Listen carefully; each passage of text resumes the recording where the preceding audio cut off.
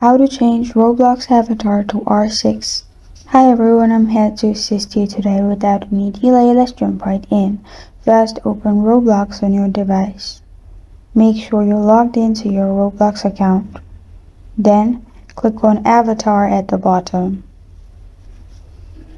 After you click on Avatar at the bottom, here, click on Customize at the top.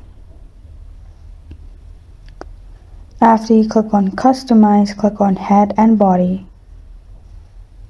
In Head and Body, scroll to the left and you will find Build option. Click on Build.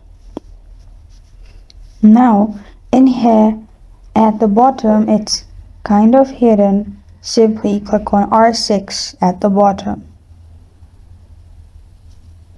Press on Confirm. And it has been switched. This is how to change Roblox avatar to R6.